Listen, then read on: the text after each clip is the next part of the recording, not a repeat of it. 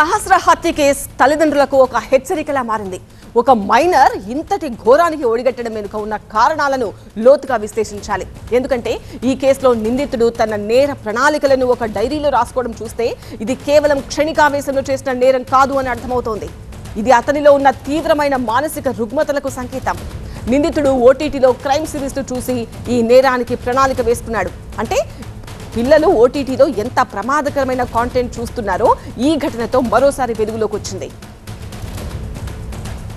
తల్లిదండ్రులు తమ పిల్లలపై ఎంత శ్రద్ధ పెట్టాలో కూడా సహస్ర హత్య కేసు తెలియజేస్తోంది.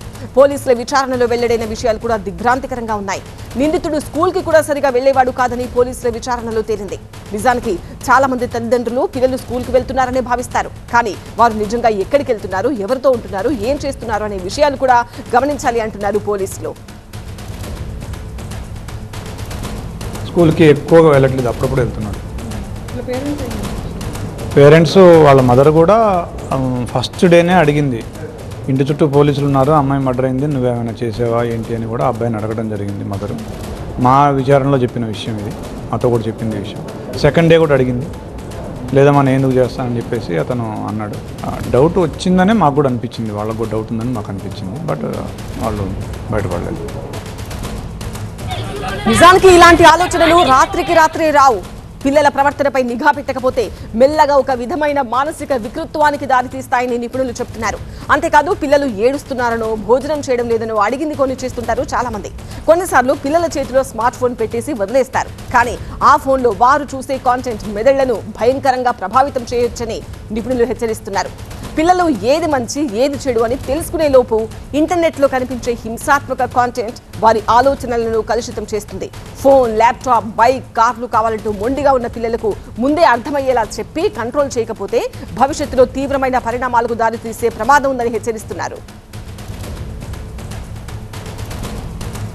మా ప్రతినిధి ఎలెందర్ తో మాట్లాడదాం. ఎలెందర్, సహస్ర హత్య జరిగిన తర్వాత అసలు ఎవరు చేసి ఉంటారు అని అటు పోలీసులు, ఇటు జర్నలిస్టులు, టీవీలు చూస్తున్న వాళ్ళు చాలా ఉత్కంఠగా ఎదురు చూశారు. చివరికి 10వ తరగతి బాలుడని తెలిసి అంతా షాక్ అయ్యారు.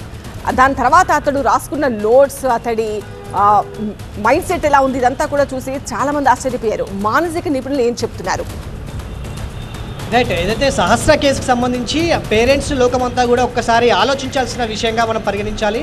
దీనికి సంబంధించి పోలీసులు కావచ్చు, ఇటు సైకియాట్రిస్టులు కూడా ఒకే విషయం చాలా స్పష్టంగా చెప్తున్నారు. పిల్లలను మనం మారం చేస్తున్నప్పుడు సమయంలో వాళ్ళు అడిగింది ఇవ్వడం కావచ్చు, లేకపోతే పిల్లల బిహేవియర్ పైన ఒక కన్నేయకపోవడం వల్లే ఇలాంటి ఇష్యూస్ జరుగుతుంటాయి. ఎందుకంటే ఈ కాలంలో అన్ని చిన్న ఫ్యామిలీలు ఉంటున్నాయి.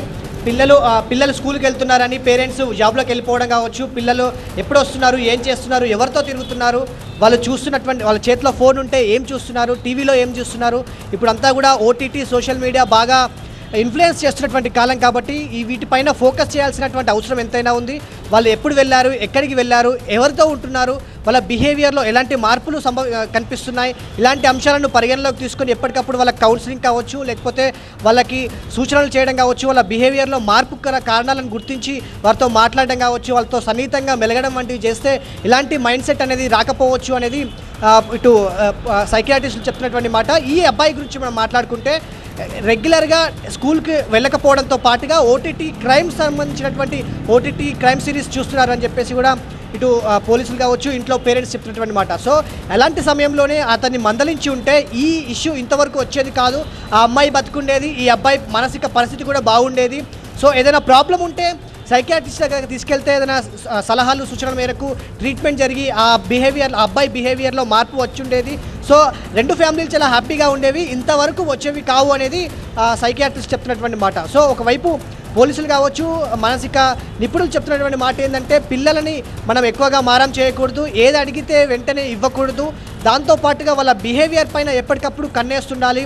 మనం ఏ పనిలో బిజీగా ఉన్నా వాళ్ళు ఏం చేస్తున్నారు, ఇంటికి వచ్చారా రాలేదా, వస్తే ఏం చేస్తున్నారు, ఏం చూస్తున్నారు, ఇప్పుడు అంతా కూడా ప్రతి ఇంట్లో 2 ఫోన్లు 3 ఫోన్లు ఉంటున్నటువంటి కాలం కాబట్టి సో ఆ ఫోన్లో ఏం చూస్తున్న అంశాలను కూడా ఎప్పటికప్పుడు పరిగణించి గమనిస్తూ ఉంటే ఇంత ఇష్యూ వచ్చేది కాదు. సో ఇప్పటికైనా పేరెంట్స్ అనేవారు చిన్న ఫ్యామిలీలో ఉన్న వాళ్ళైతే మాత్రం తప్పకుండా పిల్లల కదలిక పైన కంపల్సరీగా వాళ్ళ ఆలోచన తీరుపైన కూడా ఫోకస్ పెట్టాల్సిన అవసరం ఎంతైనా ఉందనేది మానసిక నిపుణులు కావచ్చు, పోలీసులు సూచిస్తున్నటువంటి పరిస్థితి కనిపిస్తుంది.